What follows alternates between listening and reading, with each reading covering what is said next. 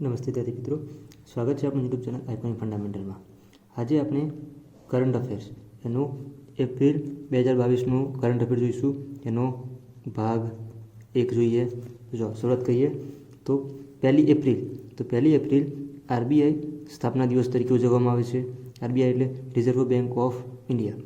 આગળ, ભારતના મુખ્ય ન્યાયાધીશ શ્રી એનવી રમન્નાએ ડિજિટલ પ્લેટફોર્મ ફાસ્ટર લોન્ચ કર્યું. છે એનવી રમન્ના. શું લોન્ચ કર્યું? તો ડિજિટલ પ્લેટફોર્મ ફાસ્ટર લોન્ચ કર્યું. તો ફાસ્ટર એ શું છે? Fast and secured transmission of electronics records. આગળ, તાજેતરમાં જીઓલોજિકલ સર્વે ઓફ ઇન્ડિયા એટલે કે એને શોર્ટમાં કહેવાય છે જીએસઆઈ એ ભારતીય હિમાલય પ્રદેશમાં 2 ભૂસ્તરીય તો કેટલી ભૂસ્તરીય 2 ભૂસ્તરીય વારસાના સ્થળોની ઓળખ કરી છે. તો એ 2 સાઇટોના નામ છે, એક શિવાલિકા જીવાશ્મ ઉદ્યાન એટલે કે એને કહેવાય છે શિવાલિક ફોસિલ પાર્ક. ક્યાં આવેલું છે? તો હિમાચલ પ્રદેશ ખાતે આવેલું છે. બીજું એક છે સ્ટ્રોમેટોલાઇટ બેડિંગ ડોલોમાઇટ અથવા બક્સા ફોર્મેશનના ચૂનાના પથ્થર. બરાબર છે. એ ક્યાં આવેલું છે? સિક્કિમ ખાતે. તો જો 2 ભૂસ્તરીય વારસાના સ્થળોની ઓળખાણ કરી છે જીએસઆઈએ. તો એક છે શિવાલિકા અને એક બીજું છે સ્ટેમેટોલાઇટ બેડિંગ ડોલોમાઇટ. એ ક્યાં આવેલું છે? એક સિક્કિમમાં છે, બીજું છે હિમાચલ પ્રદેશ ખાતે આવેલું છે. આગળ, હાલ ભારતમાં 32+2 એટલે પહેલાં કેટલા હતા? 32 હતા, એમાં 2 નવા સુધા એટલે કેટલા થાય? કુલ 34 ભૂસ્તરીય વારસાની જગ્યા બની છે ટોટલ. જીઓ હેરિટેજ સાઇટ પૃથ્વીના ઉત્ક્રાંતિ અથવા પૃથ્વી વિજ્ઞાનના ઇતિહાસની સમજ આપે છે. આગળ, 2 એપ્રિલ વિશ્વ ઓટિઝમ જાગૃતિ દિવસ તરીકે ઉજવવામાં આવે છે. ઓટિઝમ એ એક માનસિક બીમારી અથવા ગંભીર વિકૃતિ છે, એનું નામ છે ઓટિઝમ. આગળ, લોકસભાએ દિલ્હી નગર નિગમ સુધારા બિલ 2022 પસાર કર્યું. આગળ, રાષ્ટ્રીય સંસ્કૃતિ મહોત્સવ 2022નું ઉદ્ઘાટન આંધ્રપ્રદેશના રાજ્યપાલ દ્વારા આંધ્રપ્રદેશમાં કરવામાં આવ્યું. 5મી બીમસ્ટેક સમિટ. તો જો બીમસ્ટેક સમિટ ભરાય છે, આ કઈ યોજાઈ છે? તો 5મી. એનું આયોજન શ્રીલંકાના કોલંબો ખાતે થયું. તો એ વર્ચ્યુઅલ મોડ ઉપર થયું એટલે ઓનલાઈન ઉપર થયું છે. આગળ, બીમસ્ટેક એ બંગાળાની ખાડીમાં વસતા 7 દેશોનું સંગઠન છે. તો જો એવું પૂછાય કે બીમસ્ટેક સંગઠન ક્યાંનું છે? તો બંગાળાની ખાડીમાં જે વસતા 7 દેશોનું સંગઠન છે. તો જો એ 7 દેશ કયા છે? Bharat, Nepal, Bangladesh, Sri Lanka, Thailand, Bhutan, Myanmar. તો જો એ બીમસ્ટેકનું વડું મથક પૂછાય તો ક્યાં આવેલું છે? બાંગ્લાદેશના ઢાકા ખાતે આવેલું છે. આગળ, જો બીમસ્ટેકનું પૂરું નામ શું છે? તો બે of Bengal initiative four multi sectoral technical and economics corporation. જો બીમસ્ટેકનું નામ છે બે of Bengal initiative four multi sectoral technical and economical corporation. તાજેતરમાં બંગાળની ખાડીમાં ઉદ્ભવેલા ચક્રવાતને શું નામ આપવામાં આવ્યું? અસાની નામ અથવા આસાની નામ આપવામાં આવ્યું. ચક્રવાતનું નામ શ્રીલંકા દ્વારા આપવામાં આવ્યું છે. તો પૂછાય કે તાજેતરમાં જે બંગાળની ખાડીમાં ચક્રવાત આવ્યું હતું એનું નામકરણ કોના દ્વારા આપવામાં આવ્યું? તો શ્રીલંકા દ્વારા. શું આપવામાં આવ્યું? તો અસાની અથવા આસાની. આગળ, પેસર તો પોલર સાયન્સ એન્ડ જીઓફેર. તો એ શું છે? ધ્રુવીય વિજ્ઞાન અને ક્રાયોસ્ફિયર સંશોધન યોજનાને 2021થી 2026 સુધી ચાલુ રાખવાની મંજૂરી આપી છે. તો આ એક યોજનાનું નામ છે. ક્રાયોસ્ફિયર એ પૃથ્વીની સિસ્ટમમાં થીજી ગયેલ પાણી છે. ક્રાયોસ્ફિયર કોને કહેવાય? તો પૃથ્વીની સિસ્ટમમાં જે થીજી ગયેલું પાણી હોય એને ક્રાયોસ્ફિયર કહેવાય. આગળ, ભારત અને ઓસ્ટ્રેલિયા વચ્ચે આર્થિક સહયોગ અને વેપાર કરાર પર ભારતે હસ્તાક્ષર કર્યા. તો જો મુક્ત વ્યાપાર કરાર એટલે કે એને શું કહેવાય? Free trade agreement. તો શોર્ટમાં કહેવાય FTA. તો જો આ મુક્ત વેપાર છે, ફ્રી ટ્રેડ, તો એ આયાત અને નિકાસ અવરોધોને ઘટાડવા માટે બે અથવા વધુ દેશો વચ્ચેનો કરાર છે. તો જો આ FTA કરવાથી ફાયદો શું થાય? આયાત અને નિકાસના અવરોધો ઘટી જાય. એટલે એક દેશમાંથી બીજા દેશમાં આયાત અથવા નિકાસ કરવી હોય તો એ અવરોધ ઘટી જાય, એટલે સરળતા થઈ જાય. તો બે દેશ વચ્ચે આયાત નિકાસ વધે તો વ્યાપાર ધોરણ વધે, તો રોજગારી, દરેક વસ્તુ સરળતાથી મળી રહે. એટલા માટે બે દેશો વચ્ચે FTA કરાર કરવામાં આવતા હોય છે. આગળ, વરુણ નૌસેના અભ્યાસ. તો ભારત અને ફ્રાન્સની નૌકાદળ વચ્ચે દ્વિપક્ષીય નૌસેના કવાયત વરુણ 2022ની 20મી આવૃત્તિ અરબી સમુદ્રમાં હાથ ધરવામાં આવી. તો જો વરુણ નૌસેના અભ્યાસ કોના વચ્ચે યોજાય છે? તો ભારત અને ફ્રાન્સની નૌકાદળ વચ્ચે યોજાય છે. તો આ કઈ આવૃત્તિ હતી 2022માં? તો 20મી આવૃત્તિ હતી. આગળ, સુપ્રીમ કોર્ટે વેનિયર કોટા અનામત રદ કર્યું.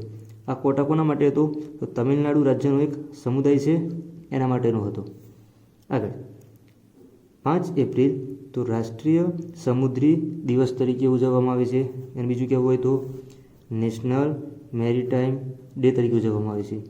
તો 2022ની થીમ શું હતી? સસ્ટેનેબલ. આગળ, સુરતમાં ભારતનો પ્રથમ સ્ટીલ સ્લેગ રોડ બનાવવામાં આવ્યો છે. તો આર્સેલર મિત્તલ અને નિપ્પોન સ્ટીલ દ્વારા બનાવવામાં આવે છે. તો જો આ સ્ટીલ સ્લેગ છે એ શું છે? તો સ્ટીલ ઉદ્યોગના વેસ્ટ મટીરિયલમાંથી જે બને છે એને સ્ટીલ સ્લેગ કહેવામાં આવે છે. NFC તો નિયર ફિલ્ડ કોમ્યુનિકેશન ટેકનોલોજી. આ NFC એક ટેકનોલોજીનું નામ છે. તો જો એ રીતે આપણે બ્લૂટૂથ વાપરીએ છીએ, વાઈફાઈ વાપરીએ છીએ, એ રીતે આ NFC એ ટૂંકી રેન્જની વાયરલેસ કનેક્ટિવિટી ટેકનોલોજી છે.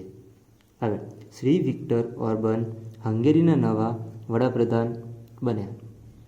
રાષ્ટ્રપતિ કોણ છે? તો સુશ્રી કેટલિન નોવાક એ રાષ્ટ્રપતિ છે હંગેરીના.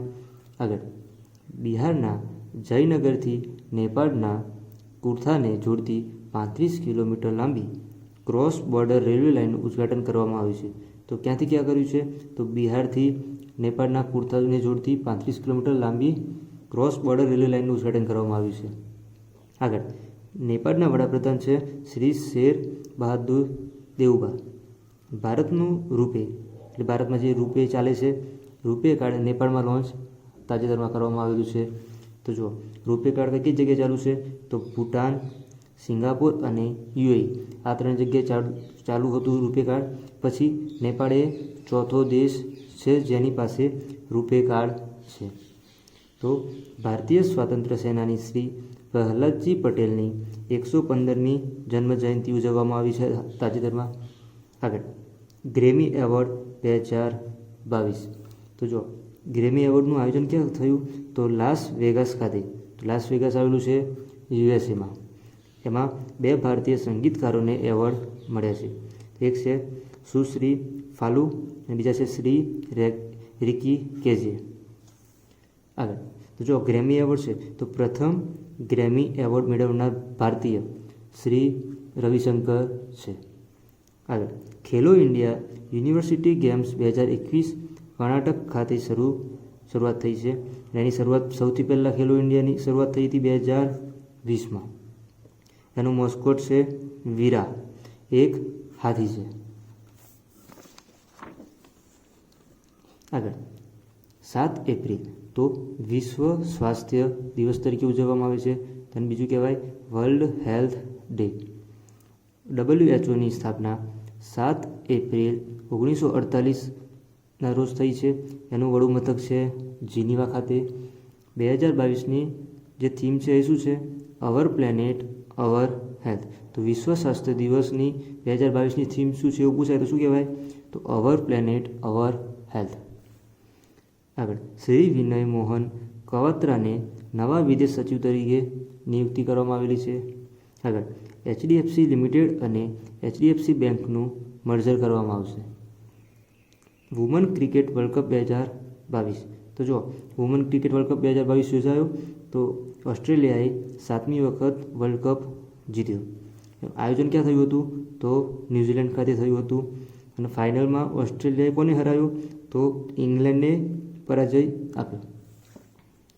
આગળ, ઓસ્ટ્રેલિયાના ટેનિસ સ્ટાર સુશ્રી એશ્લે બાર્ટીએ 25 વર્ષની ઉંમરે ટેનિસમાંથી નિવૃત્તિ જાહેર કરી છે. 9 એપ્રિલ તો CRPF શૌર્ય દિવસ તરીકે ઉજવાય છે. આગળ solid fuel ducted ramjet boost SFDR તો મિસાઇલ સિસ્ટમનું ભારત દ્વારા સફળતાપૂર્વક પરીક્ષણ કરવામાં આવ્યું છે. તો કઈ સિસ્ટમ છે? SFDR એ મિસાઇલ સિસ્ટમનું ભારત દ્વારા સફળતાપૂર્વક પરીક્ષણ કરવામાં આવ્યું છે. તો પરીક્ષણ ક્યાં જગ્યાએ થયું હતું? ઓડિશાના ચાંદીપુરમાં ઇન્ટિગ્રેટેડ ટેસ્ટ રેન્જ ITR ઓડિશાના ચાંદીપુરમાં આવેલી છે. ત્યાં તે જગ્યાએ તેનું સફળતાપૂર્વક પરીક્ષણ કરવામાં આવ્યું હતું. SFDR એ ભારત અને રશિયા દ્વારા સંયુક્ત રીતે વિકસિત મિસાઇલ પ્રોપલ્શન ટેકનોલોજી છે. આગળ સંસ્કૃતિ મંત્રાલય ટેમ્પલ 360 પોર્ટલ શરૂ કર્યું છે. આગળ તો જો પૂછાય કે સંસ્કૃતિ મંત્રાલયે કયું પોર્ટલ ચાલુ કર્યું છે? તો ટેમ્પલ 360. આગળ સ્ટેન્ડ અપ ઇન્ડિયા યોજના 6 વર્ષ પૂર્ણ થયા. તો એની શરૂઆત ક્યારે થઈ હતી? તો 6 એપ્રિલ 2016ના રોજ થઈ હતી. આગળ સ્વીડન હાઇડ્રોજન બાળીને ગ્રીન સ્ટીલનું ઉત્પાદન કરવા માટે પાયલોટ પ્રોજેક્ટ શરૂ કર્યો છે. તો પૂછાય કે કયા દેશે હાઇડ્રોજન બાળીને ગ્રીન સ્ટીલનું ઉત્પાદન કરવા માટેનો પાયલોટ પ્રોજેક્ટ ચાલુ કર્યો છે? તો એ છે સ્વીડન. આગળ 10 એપ્રિલ તો વિશ્વ હોમિયોપેથી દિવસ તરીકે ઉજવવામાં આવે છે. તાજેતરમાં DRDO દ્વારા અદ્યતન પિનાકા MK1 રોકેટ સિસ્ટમ, એનું નામ છે EPRSનું રાજસ્થાનના પોખરણ ખાતે પરીક્ષણ કરવામાં આવ્યું છે. તો કોના દ્વારા કરવામાં આવ્યું છે? તો DRDO દ્વારા. તો પિનાકા એક multi barrel rocket launcher MBRL શું કહેવાય? Multi barrel rocket launcher system છે, જેનું નામ ભગવાન શિવના ધનુષના નામ પરથી રાખવામાં આવ્યું છે. આગળ રામનવમી. તો રામનવમી ક્યારે ઉજવવામાં આવે છે? તો ચૈત્ર સુદ નોમના દિવસે રામનવમી ઉજવવામાં આવે છે. 11 એપ્રિલ રાષ્ટ્રીય સુરક્ષિત માતૃત્વ દિવસ તરીકે ઉજવવામાં આવે છે.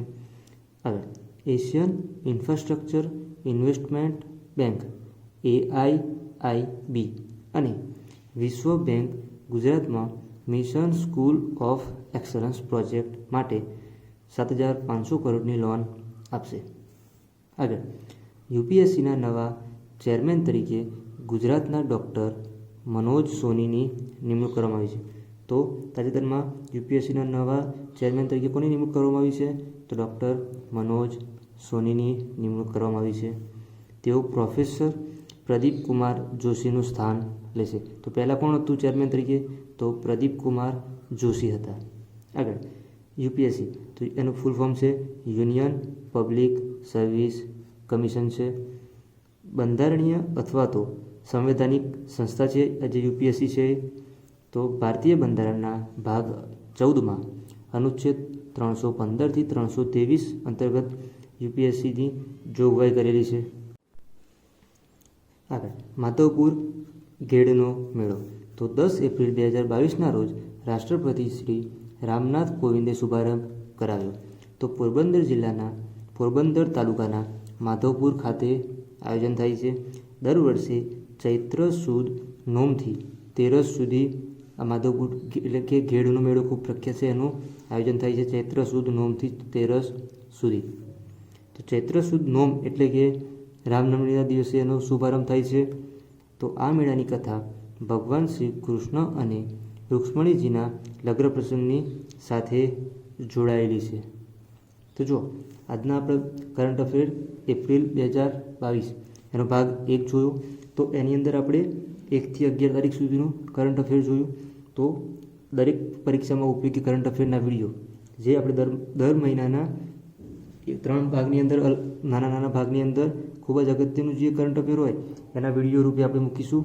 તો તમને અમારો વિડીયો પસંદ આવ્યો હોય તો લાઈક કરજો અને તમારા મિત્રો સાથે શેર કરજો.